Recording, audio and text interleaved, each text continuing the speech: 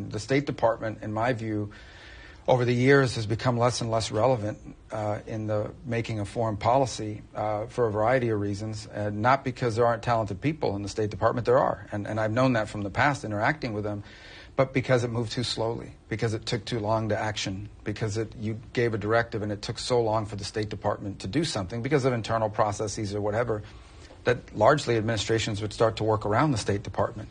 And I want the State Department to be relevant again. I want it to be at the center of foreign policy making, and so that's by providing advice to the president, who ultimately makes the decision about what we're going to do.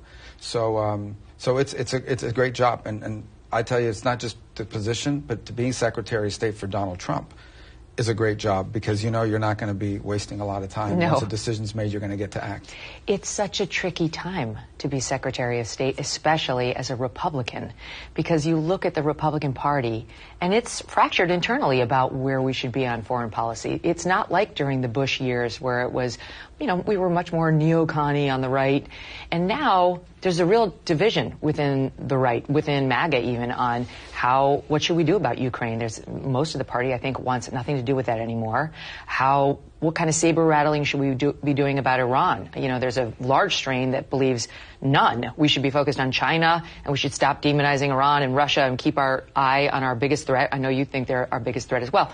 So just give me the 30,000-foot level view of how you're going to navigate that fraction. Well, I think we spend a lot of time in American politics debating tactics, like what we're going to do, who we're going to sanction, what letter we're going to send or whatever. I think it really has to start with strategy. What is the strategic objective? What's the purpose, the mission? And I think the mission of American foreign policy, and this may sound sort of obvious, but I think it's been lost. The interest of American foreign policy is to further the national interest of the United States of America, right? I mean, America first.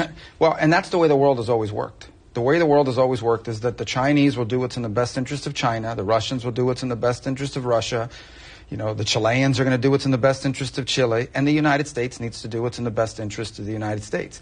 Where our interests align, that's where you have partnerships and alliances. Where our differences are not aligned, that is where the job of diplomacy is to prevent conflict, while still furthering our national interest and understanding they're going to further theirs. And that's been lost. And I think that was lost at the end of the Cold War, because we were the only power in the world. And so we assumed this responsibility of sort of becoming the global government in many cases, trying to solve every problem. And there are terrible things happening in the world. There are. And then there are things that are terrible that impact our national interest directly. And we need to prioritize those again.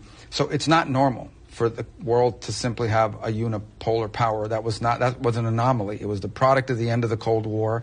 But eventually you were going to reach back to a point where you had a multipolar world, great powers in different parts of the planet. We face that now with China, and to some extent, Russia. And then you have rogue states like Iran and North Korea you have to deal with.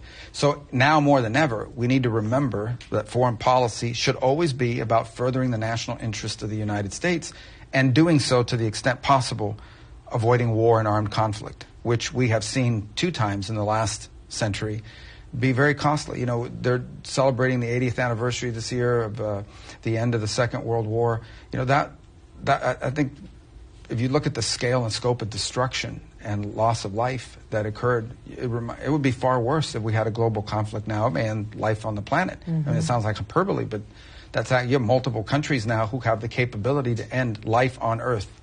And so we need to really work hard to avoid armed conflict as much as possible, but never at the expense of our national interests. So that's the tricky balance. So I think returning us to that, now you can have a framework by which you analyze not just diplomacy, but foreign aid and who we line up with, and the return of pragmatism.